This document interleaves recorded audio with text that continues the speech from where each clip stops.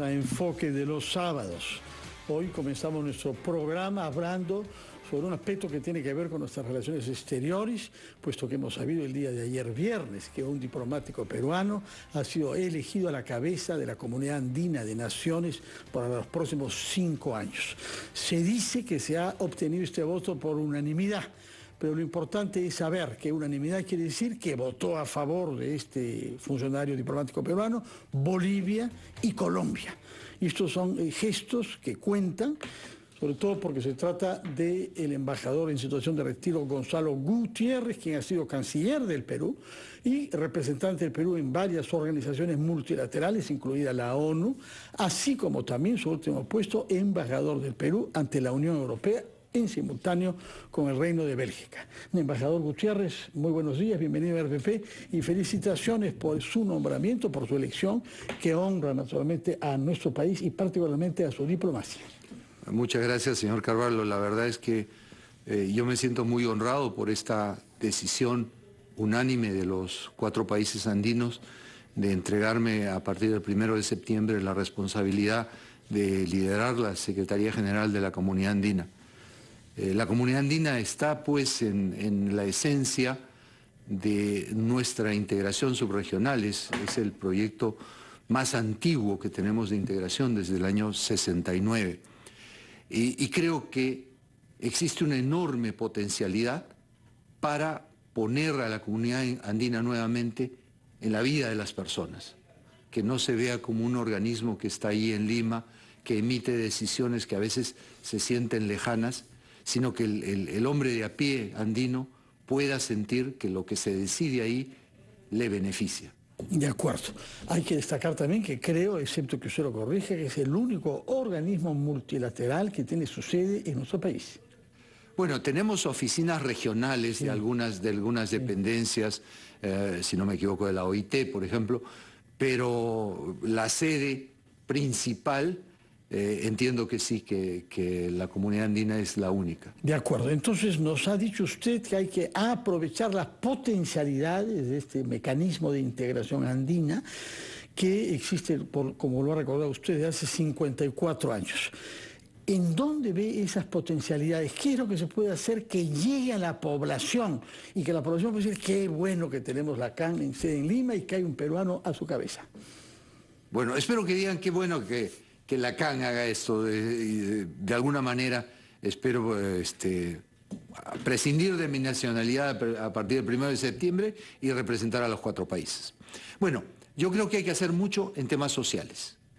Por ejemplo, tenemos aprobada ya una decisión andina relativa a sistemas de seguridad social, que tiene 2 pilares, uno el sistema de atención médica, pero el otro el sistema de transferencia de recursos de aquellos que aporten a la seguridad social.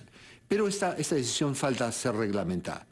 Yo haré todo lo posible para que los países decidan reglamentarla. De modo que si hay un trabajador boliviano que labora en Ecuador, un peruano que labora en Colombia, abona su seguridad social, se retira y quiere regresar a su país natal, pueda llevarse los aportes y pueda beneficiarse de esos aportes residiendo en cualquiera de los países andinos. Yo creo que ese es un avance que podría ser muy, muy importante para el ciudadano de a pie. Bueno, además, hay cosas que creo tenemos que impulsar en nuevas áreas. Por ejemplo, la agenda digital. Creo que la agenda digital es importante, está en la vida de todos nosotros, ver de qué manera la agenda digital y sobre todo el rol de la inteligencia artificial, que ahora se nos viene a una velocidad imparable, de qué modo podemos aprovechar al máximo y también tratar de evitar los limitantes y los perjuicios que puede generar. Otra idea que tenemos y que la he conversado con algunos de los ministros andinos es visualizar un sistema de compras, de la subregión, de modo que en medicinas, vacunas, fertilizantes, podamos salir a demandar conjuntamente. Siempre pesan 115 millones de ciudadanos más que los ciudadanos individuales de cada país. En temas ambientales, creo que hay una importante agenda ambiental que creo que debiéramos reforzarla, y también creo que los países andinos de manera conjunta deberían llevar su voz en los debates sobre cambio climático y medio ambiente. Tendremos en 2 días más una reunión a nivel presidencial del Tratado de Cooperación Amazónica. En Brasil, en Belén de Pará, ¿no? Exactamente, y yo creo que es una muy buena ocasión para que los países amazónicos y en especial los andinos consoliden una posición frente a los temas que tengan que ver con el ambiente y con la Amazonía. Conversábamos antes, los 4 países tenemos una oferta turística interesante. ¿Por qué no pensar en una oferta turística conjunta que parta desde Cartagena, pase por Galápagos, pare en Lima para comer bien, visite, yo no sé, Cuela o Machu Picchu, y siga para visitar el Salar de Uyuni en Bolivia? ¿Por qué no podemos hacer esa oferta conjunta para presentarnos en el mercado como un circuito interesante? Son algunas de las ideas que en temas sociales podemos imaginar, ¿no? Usted ha sido hasta hace poco representante en Bruselas del Perú ante la Unión Europea, y efectivamente esos temas que usted menciona forman parte de la agenda común de los 27 países europeos, a los cuales les ha costado trabajo avanzar, les ha costado trabajo deponer prejuicios, hostilidades, hay muchas guerras, es una historia densa, es un continente pequeño con muchas nacionalidades y lenguas, y hay logros en los campos que usted ha mencionado, pero también, por ejemplo, en educación, ¿no? Con algunos programas que facilitan los intercambios de universitarios y que ha permitido que en promedio más de 20% de los universitarios de cada uno de los países miembros, 27, hayan pasado por lo menos un año en estudios comparables en otro país. Podemos diseñar también programas educativos que permitan un contacto real entre las poblaciones que se anidan en relaciones y amistades desde la más baja edad, es decir, desde la juventud universitaria.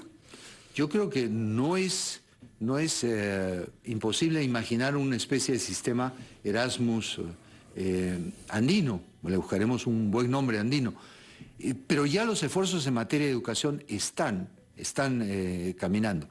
Le puedo decir como información reciente, como director de la Academia Diplomática, que es mi papel hasta fin de este mes, tuve ocasión de estar y hablar y hacer una presentación a alumnos o estudiantes de los 4 países andinos que se reunieron hace algunas semanas para hacer un modelo de negociación. Es decir, los estudiantes de los 4 países se sientan y muestran o asumen el rol de países para elaborar una decisión andina. Y hay un resultado, una decisión que ellos presentaron y que yo creo amerita sea analizada, amerita sea considerada, porque fue un ejercicio muy serio. Este tipo de actividades, seminarios de familiarización y de internalización en los temas andinos es un paso muy importante que debemos dar. De acuerdo. ¿Y esto concierne a qué, digamos, niveles educativos? Porque estamos hablando desde las escuelas hasta las universidades, ¿no? Yo creo que quizás a nivel escolar se puede pensar en difusión, en conocimiento. Y ya a nivel universitario o de grado, pues este tipo de ejercicios de aporte, porque lo que han hecho estos muchachos es han aportado sus ideas a la comunidad andina. No es solamente que hayan escenificado una negociación, han razonado, han negociado y han elaborado un documento, que es interesante que lo miremos. Permítame, por favor, que vayamos a una pausa, después de la cual quisiera que hablemos sobre otro aspecto social, que es, según todas las encuestas, lo que concierne y preocupa más a los peruanos, que es la seguridad ciudadana. Y queremos saber qué se puede hacer en el sentido de una mayor integración, efectivamente, de nuestros servicios policiales, que es un tema delicado y difícil, naturalmente. Vamos a hacer una pausa y retomamos nuestra conversación sobre el recientemente electo secretario general de la Comunidad Andina de Naciones, embajador en situación de retiro del Perú, Gonzalo Gutiérrez.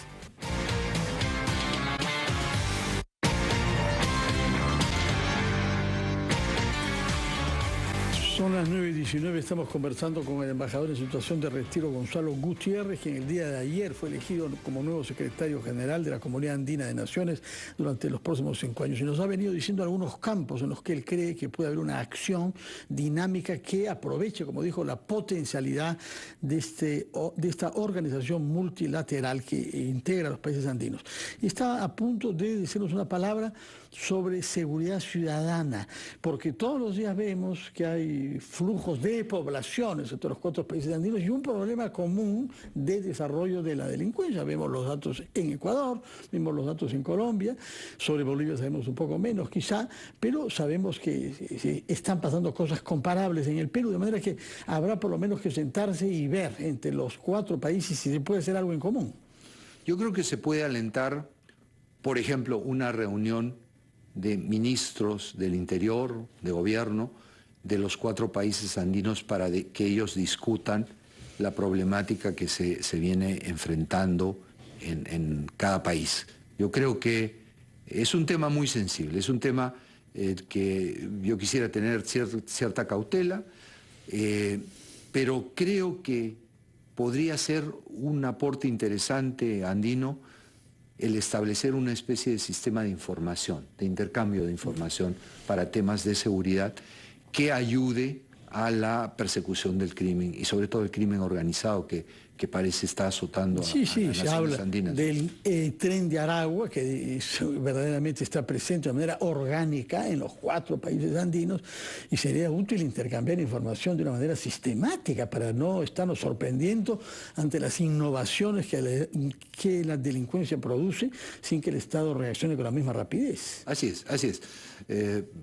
Muchos de los casos, entiendo, que se han solucionado, que se han perseguido con eficiencia recientemente en el Perú, se ha debido a un intercambio de información con países sudamericanos. Y eso, entiendo, nuestra policía lo valora mucho. Ojalá pudiéramos caminar hacia organizar un sistema fluido, rápido y eficiente de intercambio de informaciones. Ahora, la base naturalmente de las relaciones entre los países es el intercambio comercial, es lo que genera una red verdaderamente de relaciones sólidas y de intereses permanentes, ¿no? ¿Cuál es su visión de lo que podemos hacer para dinamizar el comercio entre nosotros y también practicar un comercio común de los 4 con otro grupo de países? A ver, el porcentaje de comercio intrarregional, comparado con el comercio de nuestros países con fuera de la región, es muy limitado todavía, es menos de 10%. Y sufre también de un fenómeno. Cuando enfrentamos crisis, se reduce, es el primero y el que más se reduce. Por ejemplo, en los meses que van hasta julio, me parece, del año 23, comparado con el mismo periodo del año 22, la reducción del comercio en general de nuestros países con el resto del mundo ha sido alrededor de 5.8%. Dentro de la comunidad andina ha sido más de 17%. Entonces, en crisis se afecta más nuestro comercio intracomunitario. ¿Cómo podemos luchar contra esto? Yo creo que debemos generar cadenas de valor intraandinas, que se vinculen empresas, sectores productivos de toda la subregión. Luego, creo que debemos promover más, ya se ha hecho un gran esfuerzo y se debe continuar y incrementar, en el rol de las pequeñas y medianas empresas a nivel internacional, que rompan las fronteras. Muchas veces nuestras pequeñas y medianas empresas tienen timidez en entrar al mercado internacional porque creen que hay reglas demasiado complicadas, les es difícil los estándares sanitarios, fitosanitarios. Ahí es donde debemos ayudar. Generar mecanismos que a estas pequeñas y medianas empresas les faciliten la participación en el mercado. Un delegado colombiano con el cual conversaba hace algunos días me decía una cosa sobre la que debemos razonar a nivel andino. Nosotros hemos negociado tratados de libre comercio con las principales potencias mundiales. Colombia y Perú en gran medida, en menor medida Ecuador y Bolivia. Pero no, le hemos otorgado a estos países una serie de concesiones que no necesariamente se las estamos dando a nuestros colegas y amigos andinos. Debemos hacer una reflexión. Por ejemplo, ¿puede darnos ejemplos para comprender eso? Por ejemplo, las normas, no sé, en materia de servicios, en materia de inversiones, inclusive algunas que pueden tener que ver con algunas restricciones comerciales,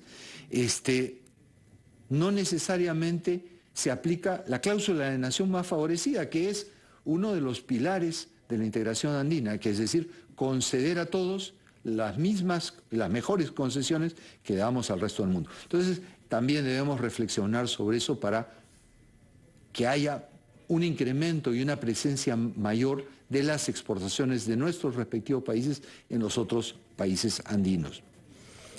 El acceso mutuo en servicios, lo mencionaba antes, también tiene que ser mejorado. Que nuestros proveedores de servicios puedan tener un amplio, fluido y abierto mercado subregional.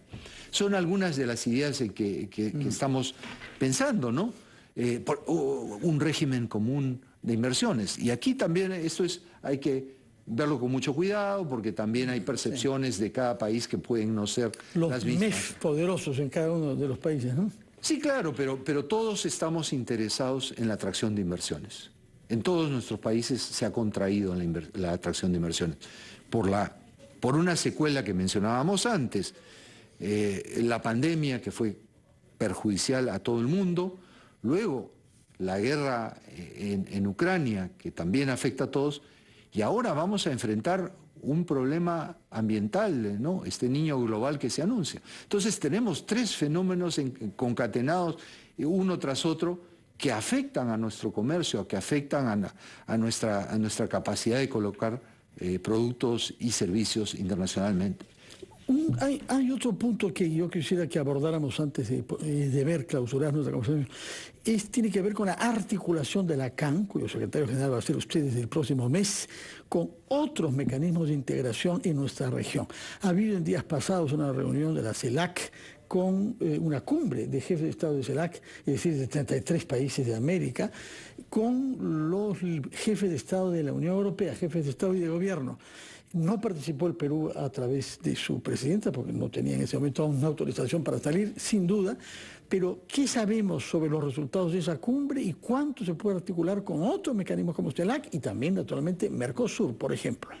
Bueno, en primer lugar, la presidenta del Perú no estuvo presente, pero la canciller Ana Cecilia Gervasi tuvo una participación muy destacada. Ustedes pueden ver ahí información de la Cancillería, tuvo reuniones con múltiples jefes de Estado, y el representante para la política exterior, en fin, yo veo muy exitoso para el Perú ese viaje. Pero hablando ya regionalmente, en esta cumbre se ha ofrecido un gran programa de cooperación de miles de millones de euros.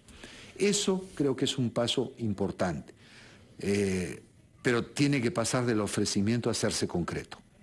Y allí hay que ver, digamos, los intereses subregionales dentro de CELAC. CELAC agrupa más de una treintena de países que van desde los caribeños hasta los andinos, los sudamericanos, los centros, ¿no? y México y Guatemala, por si lo consideramos del norte de América. Entonces las problemáticas de cada uno son diferentes. Lo importante es que en ese gran programa de cooperación se centren las prioridades que tiene cada subgrupo para que se atienda de mejor manera la cooperación europea con América Latina y el Caribe. También es importante la interrelación entre la comunidad andina y otros grupos regionales. Mercosur quizás es el más emblemático, somos países asociados mutuamente y creo que también ahí hay un futuro en generar una mejor interrelación. Vamos a ver cómo caminamos. Todavía tenemos, tanto en Mercosur como en la comunidad andina, mucho que conciliar en nuestras posiciones, en nuestros mecanismos de integración, pero hay un gran futuro allí. Y con otros países de la subregión. Además, es importante, creo yo, reforzar nuevamente el relacionamiento externo de la comunidad andina. Nosotros tenemos acuerdos para tener comisiones de cooperación, por ejemplo, con la Unión Europea, con China, con la India. Creo que tenemos que repotenciar eso. Nuevamente, que la comunidad andina pueda presentar hacia afuera, hacia terceros países o a grupos de países, una posición común. Yo creo que una oportunidad primera muy importante es la cumbre que va a tener lugar a partir del lunes en Sí, Belén. justamente pensaba preguntarle, porque los 4 países miembros de la comunidad andina son países amazónicos también, y van a asistir de hecho a esa cumbre en Belén do Pará. ¿Qué se puede conseguir de esa cumbre? ¿Qué piensa usted que está en juego en el fondo? A ver, yo en mi último desempeño en el exterior he visto la enorme importancia que se da ahora a los temas de cambio climático y medio ambiente. Europa tiene este Green Deal, esta agenda verde, que le está dando prioridad pues, por encima de todo. Y eso tiene mucho que ver con la conservación, la preservación y la protección del medio ambiente. Y para ello, pues la zona amazónica está en el corazón, ¿no? De agua, de aire. Sí, nosotros podemos consolidar una posición conjunta de los países del Tratado de Cooperación Amazónica, vamos a hacer una fuerza muy importante para promover esfuerzos conjuntos en lo que se refiere también a cooperación. Porque muchas veces se nos pide, bueno, actuar de manera muy decidida en la preservación del medio ambiente, pero mucho de eso tiene un costo importante, un costo que va hasta niveles sociales. Tienen que haber una cooperación, tienen que cumplirse los compromisos que en el marco del Acuerdo de París de cambio climático se ofrecieron. Eso creo que si los países andinos y los países amazónicos tenemos un frente común, estaremos en mejor capacidad de negociarlo. Embajador Gutiérrez, muchas gracias por su presencia acá. Desde el 1 de septiembre lo tendremos como vecino aquí en el Paseo de la República, en la Secretaría General de la Comunidad Andina de Naciones. Y por lo que ha dicho usted, va a tener mucho trabajo durante 5 años. Esperamos poder estar informados de los avances que hay, porque los avances de la integración son los avances de nuestra población también, repercute sobre eso. De manera que felicitaciones por su elección unánime y manos a la obra desde el próximo mes, ¿no? Muchas gracias, sí, esperemos trabajar ahí. Ha sido entonces el embajador retirado Gonzalo Gutiérrez, electo secretario general de la Comunidad Andina de Naciones, que entrará en ejercicio del 1 de septiembre. Vamos a hacer una pausa y hablaremos después sobre seguridad ciudadana con un especialista formado en esta materia en Alemania, César Bazán.